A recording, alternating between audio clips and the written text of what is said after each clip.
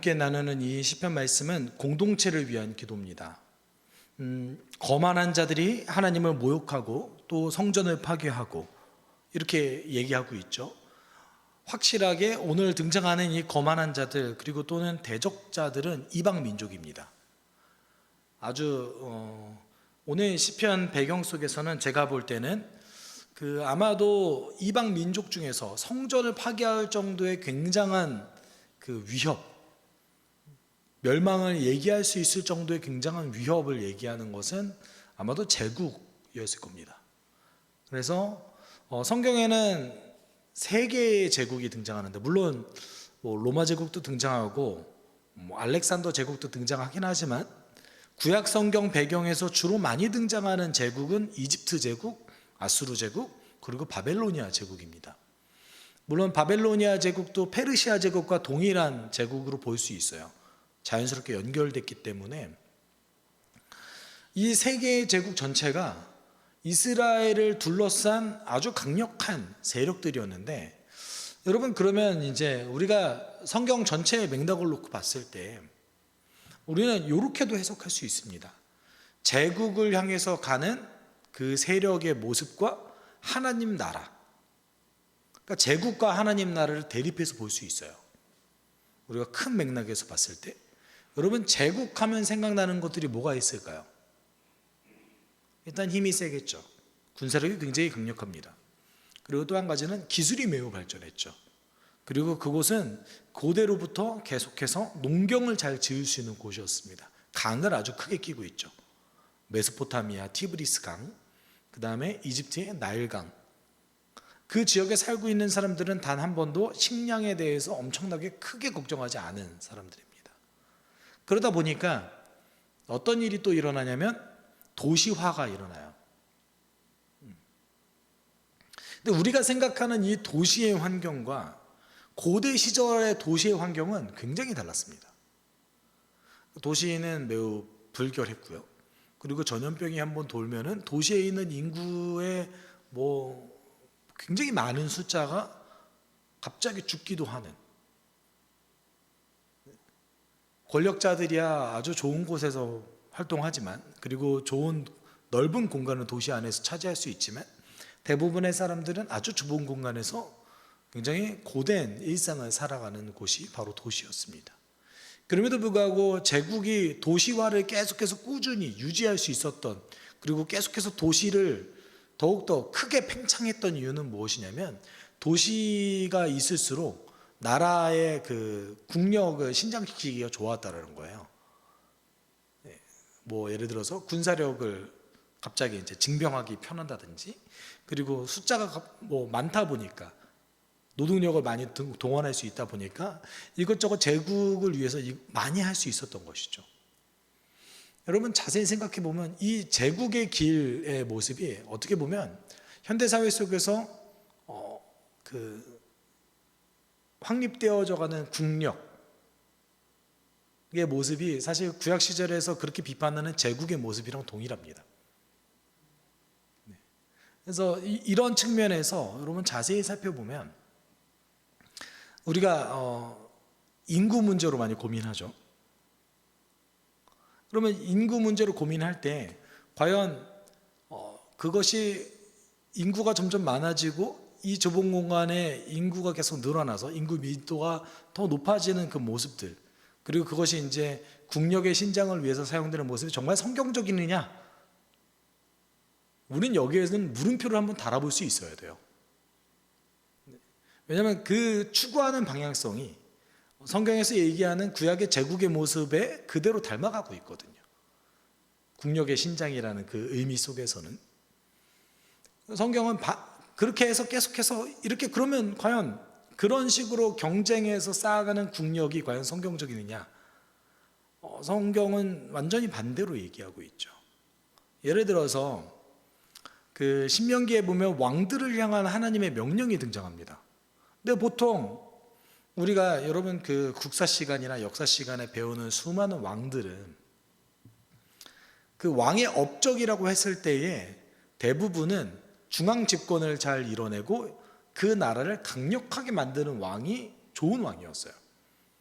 물론 그 안에서 이제 백성들을 위한 다른 업적들을 많이 하지만, 그래서 왕이 하는 대부분의 것들은 권력을 강화하고 군대를 신장시키고 영토를 확장하는 것. 우리가 뭐 대왕이라는 이름을 붙인 대부분의 사람들은 여기에서 벗어나지 않습니다. 그러면 성경이 얘기하는 왕은 정말 그럴까요?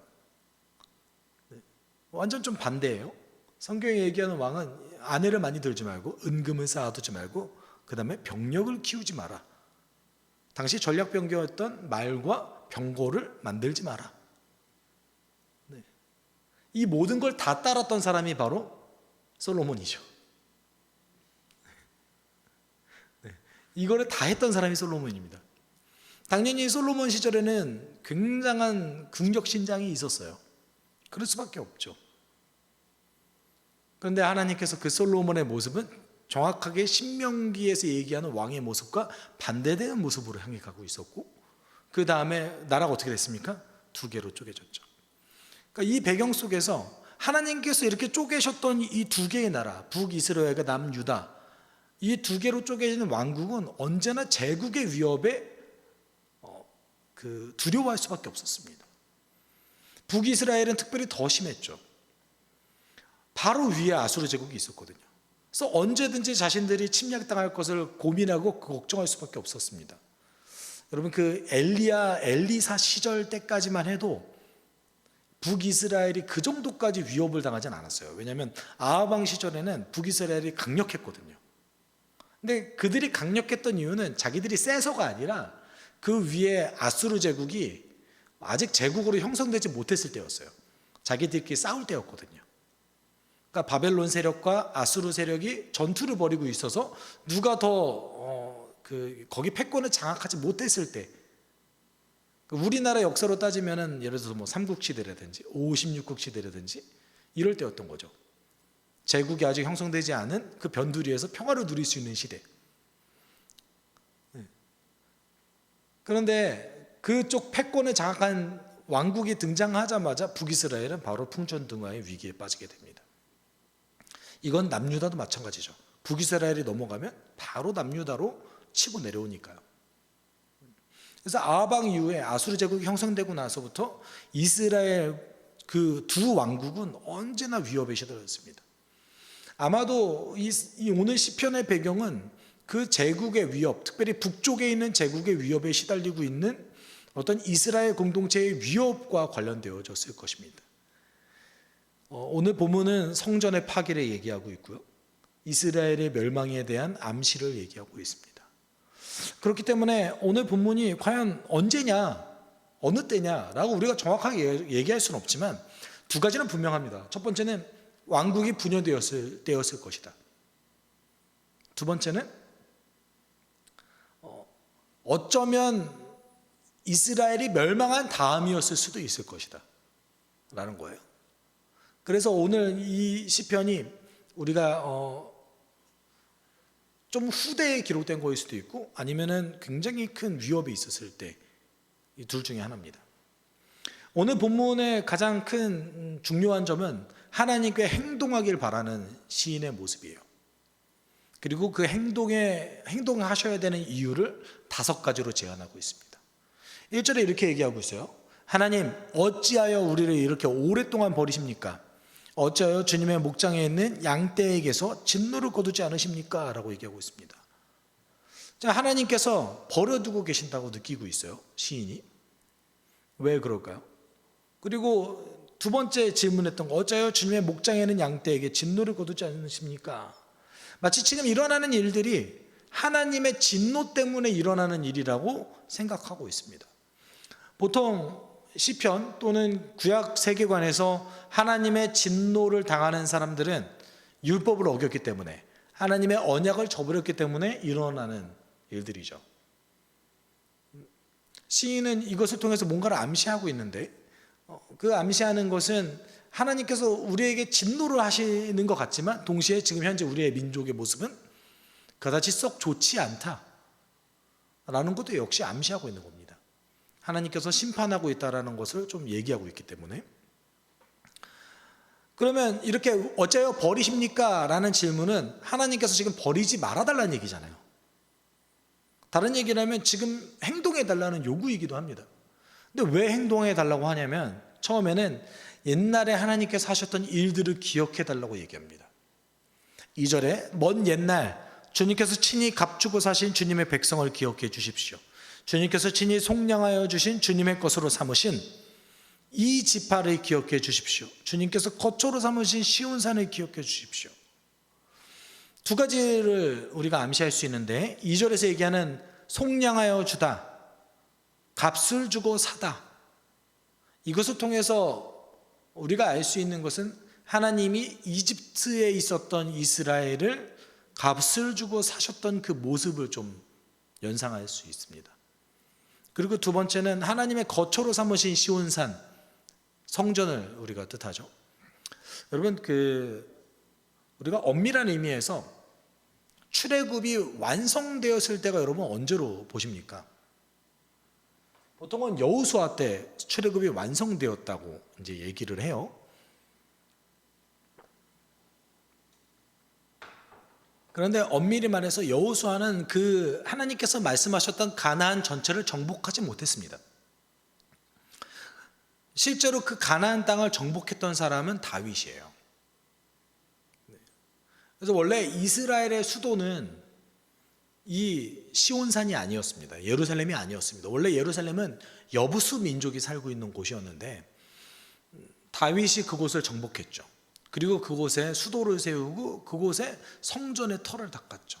일단 다윗성을 먼저 세웠어요. 원래는 다윗은 그때 성전을 세우고 싶어 했죠. 하지만 하나님께서 세우지 못하게 하셨죠. 그러니까 그런 의미에서 하나님 나라의 완성, 가나안 땅에 완전히 정착하게 된 때를 언제로 우리는 보느냐? 이제 시온산으로 봐야 되는 거죠. 그래서 오늘 2절에서 얘기하는 그 이스라엘 백성들의 어떤 역사, 출애굽의 완성까지를 얘기하고 있는 겁니다. 하나님께서 이스라엘 백성들에게 하신 일. 그렇기 때문에 어떻게 하는 거예요? 행동해 달라는 거예요. 하나님께서 이렇게 값주고 사시지 않으셨습니까? 행동해 주십시오. 그러면서 이제 원수들이 어떤 일을 행했는지 알려주는데 원수들이 이렇게 행했대요. 원수들이 주님의 성소를 이렇게 훼손하였으니 영원히 폐허가 된 이곳으로 주님의 발걸음을 옮겨 놓아 주십시오. 이것만 놓고 봤을 때는 성전이 파괴된 이후의 시편인 것 같습니다. 뭐 확실하진 않아요. 네. 그리고 두 번째 하나님께서 행동해야 될 이유를 여기에서 얘기하고 있죠. 지금 원수들이 어떻게 하고 있어요? 파괴하고 있어요. 원수들이 지금 하나님의 전을 파괴하고 있다는 것이죠. 그래서 8절에는 이렇게 기록하고 있어요. 그들이 씨도 남기지 말고 전부 없애버리자 하고 마음 먹고 이 땅에 있는 하나님을 만나 뵙는 장소를 모두 불살라버립니다. 하나님을 만날 수 있는 모든 장소를 불살라버렸다 이거예요. 근데 이제 제가 씨도 남기지 말고 전부 없애버리자라고, 그러니까 그들이 그런 얘기를 했다는 것이죠. 근데 이 말은 원래는 이제 정확하게 번역하면 우리가 그것들을 다 없애버리자 이거든요. 그러니까 여기서 그것들이라고 했을 때 씨도 남기지 말고라기보다는 제가 볼 때는 그 이방 민족들이 하나님과 관련된 모든 흔적들을 다 없애버리자, 이것과 더 맞는 것 같습니다. 사람을 다 죽여버리자 이게 아니라 하나님을 만날 수 있는 장소, 하나님과 관련된 모든 장소를 다 무너뜨려버리자, 불살라버리자 라고 그들이 이렇게 얘기하면서 얘기했고, 그리고 실제로 그렇게 행하게 됐죠. 이것 때문에 어떻게 얘기하는 거예요? 하나님 행동해 주십시오 이런 거죠. 이들이 이렇습니다. 그러면서 본인들의 절망적인 상황을 조금 더 얘기하는데 9절에 자신들의 절망적인 상황을 이렇게 얘기해요. 우리에게는 어떤 징표도 더 이상 보이지 않고 예언자도 더 이상 없으므로 우리 가운데서 아무도 이 일이 얼마나 오래 갈지를 아는 사람이 없습니다. 그러니까 지금 시인이 하나님의 성전이 파괴된 것보다 더 절망적인 것은 무엇이냐면 우리가 지금 언제까지 고통을 당할지 모른다는 사실이 더 절망적이라는 거예요. 하나님의 어떤 징표도 현재 알 수 없대요. 그렇게 알 수 있는 예언자도 더 이상 없대요. 선지자도 나타나지 않고 있대요. 이 상황에서 우리 민족이 어느 정도까지, 우리가 언제까지 이 고통을 당할지 아무도 알 수 없는 것이 너무나 절망적입니다. 시인이 이렇게 얘기하고 있죠. 그리고 세 번째, 하나님이 행동하셔야 되는 이유를 얘기하는데, 하나님, 우리를 모욕하는 저 대적자들을 언제까지 그대로 두시렵니까? 주님의 이름을 모독하는 저 원수를 언제까지 그대로 두시렵니까? 지금 원수들이 성전을 파괴했을 뿐더러 하나님을 모욕하고 있대요. 그러니까 행동하셔야 된다라는 거죠. 그러니까 행동하셔야 된다는 거예요. 오늘 시인은 하나님에 대한 기대감을 가지고 있습니다. 하나님의 행동하기를 원하십니다. 지금 굉장히 절망적이고 이 절망적인 상황이 언제까지 지속될지는 모르지만 하나님이 행동하기를 원하고 있는 거죠. 그리고 그 이유들을 계속해서 나열하고 있습니다.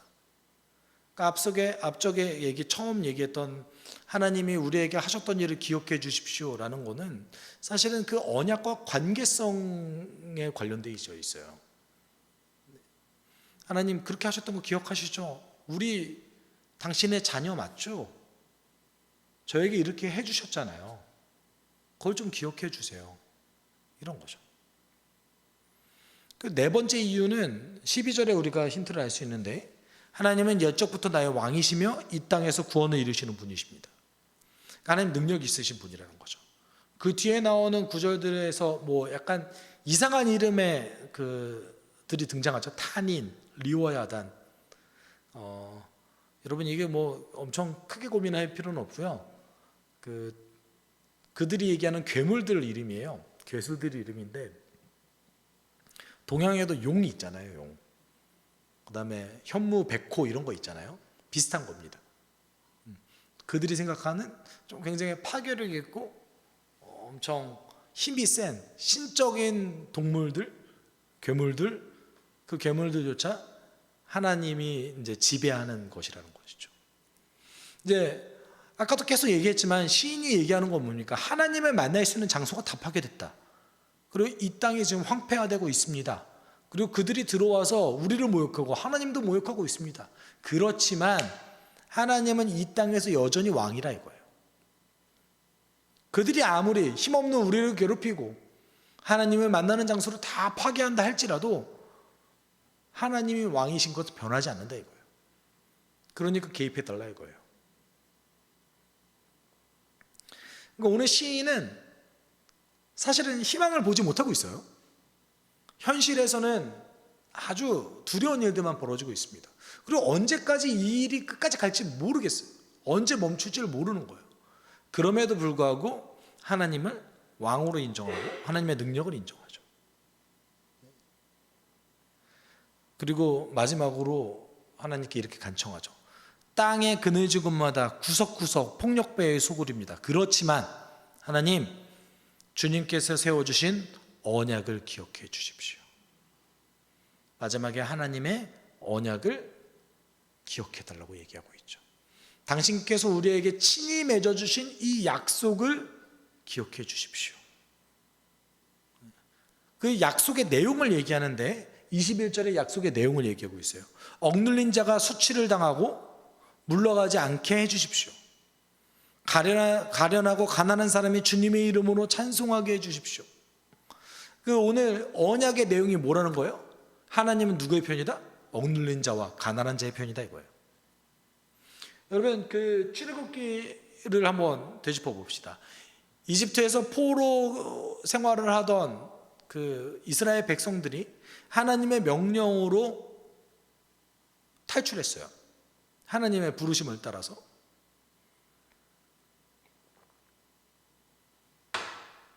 그때 이스라엘 백성들 중에서 억눌리고 가난하지 않은 사람이 어디 있었습니까? 그렇죠.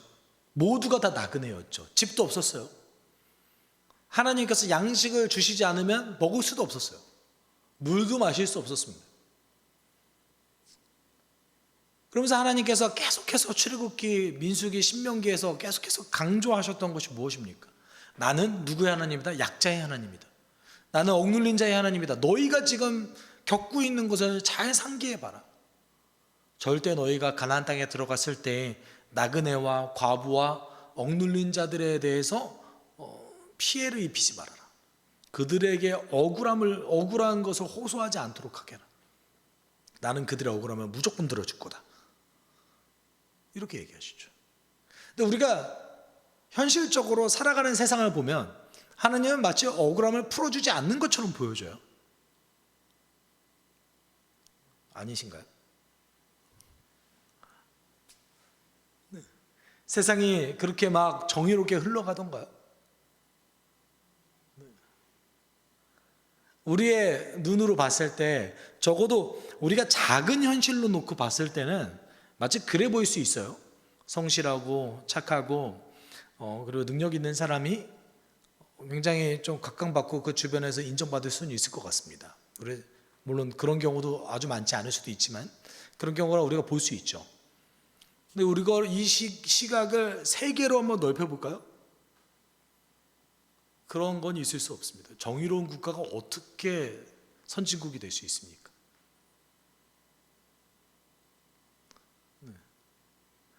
여러분, 지금 우리가 소위 물론 몇몇 아주 국력이 작은 국가들, 예를 들어서 뭐 스위스라든지 룩셈부르크라든지 이렇게 소규모 국가들을 제외하고 우리가 소위 말하는 강대국이면서 선진국인 나라들 중에 나쁜 짓 안 했던 나라가 어디 있습니까?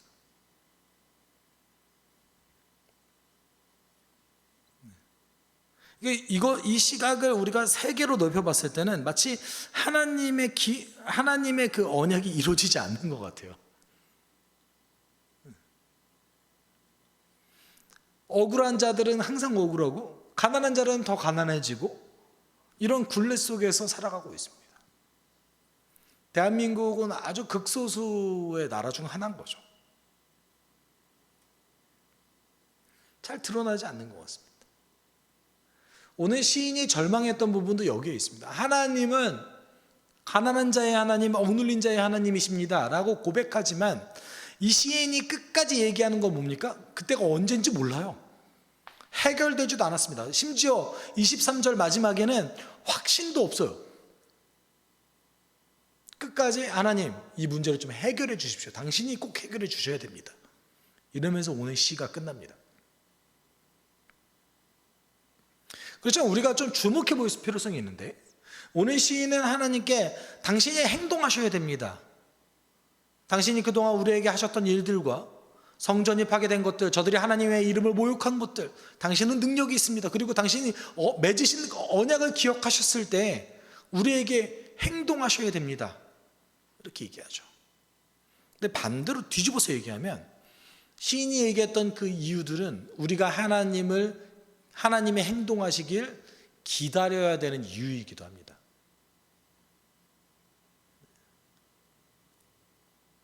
하나님이 이미 하셨던 일을 다시 하실 것이라고 믿기 때문에 그런 거죠. 여러분,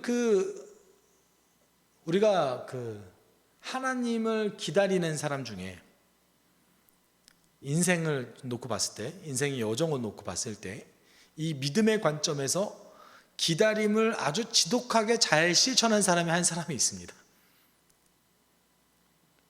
어떤 사람인 것 같습니까? 아브라함이에요. 제가 언제나 이렇게 얘기하는데 아브라함은 이렇게 엄밀히 말하면 마치 하나님께 사기당한 것 같아요. 아브라함을 하란 땅에서 부르실 때 하나님께서 하셨던 약속이 이루어진 게 없거든요. 심지어는 창세기 15장에 하나님께서 이 땅을 너한테는 안 줄 거고 너의 자손에게 줄게 이렇게 얘기하시거든요. 만약에 여러분 그 얘기 들으시면 이거 이중계약, 이명계약 아닌가? 이렇게 생각할 수도 있죠. 근데 우리가 근데 주목해서 볼 지점이 뭐냐면 아브라함이 사실은 믿음이 계속 흔들립니다. 믿었다가 의심하고 나중에 포기까지 해요. 아브라함이 창세기 15장 6절에 하나님께서 아브라함에 대해서 이렇게 평가하세요. 아브라함이 주님을 믿으니 주님께서는 아브라함의 그런 믿음을 의로 여기셨다. 여러분, 여기서 아브라함이 믿었대요. 뭘 믿었을까요?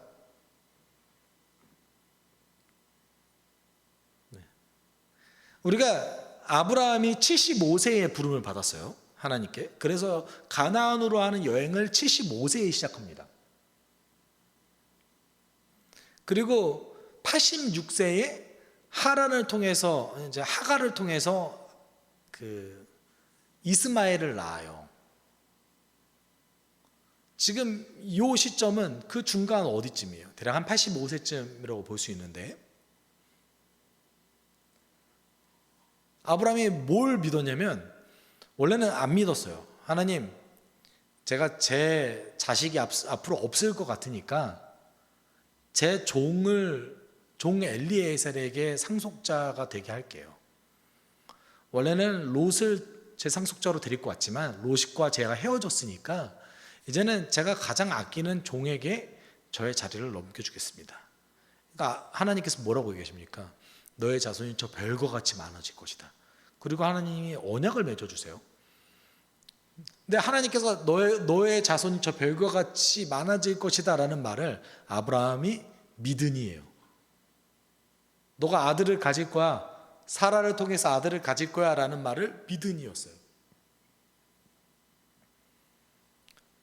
그런데 시간이 흘러요. 나중에 99세 때까지 사라를 통해서 아브라함이 아들을 얻나요? 못 얻나요? 못 얻어요. 몇 년입니까? 대략 14, 15년 이상은 하나님께서 약속을 안 지켜주세요. 그러니까 아브라함이 포기합니다. 하나님이 창세기 17장에 다시 나타나셔서, 야, 내가 아들 줄게, 사라를 통해서 아들을 줄게.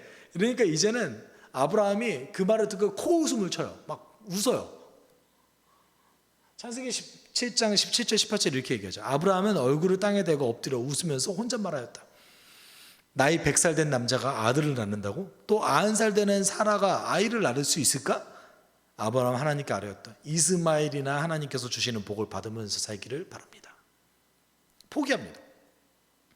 이스마엘이나 있으니까 다행이다. 하나님의 약속을 처음에 믿었잖아요. 15장에 믿었어요. 17장에는 안 믿어요. 심지어 더 많이 하나님이 약속을 해주십니다. 야, 이제는 내가 진짜 줄게. 그러니까 너가, 그게 약속의 자손이니까 모든 너의 남자들은 할례를 행하고 내가 하는 말을 다 들어. 근데 하나님 앞에서 아브라함이 엎드리더니 안 믿어요. 믿음이 더 나빠진 거 아닙니까? 어떻게 생각하십니까?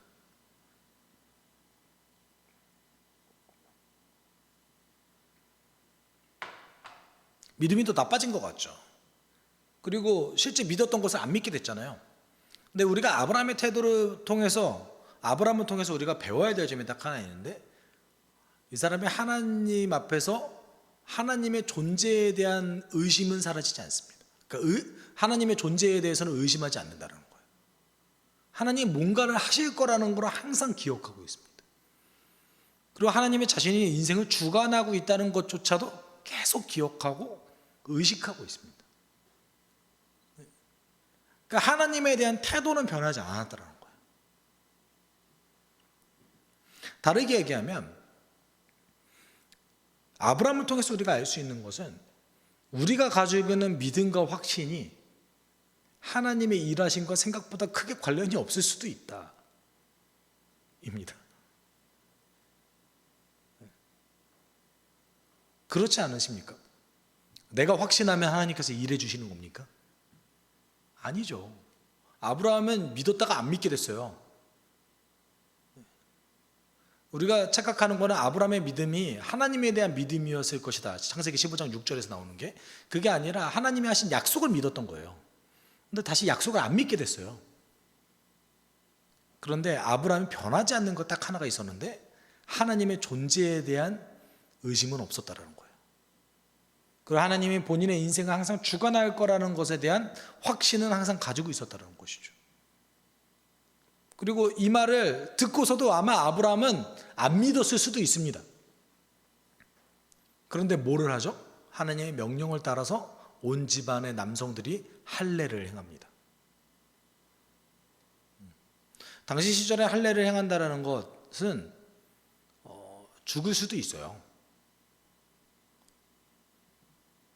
그리고 여러분 기억하셔야 되는 거는 이삭이 태어나고 나서 8일 만에 할례를 행하잖아요.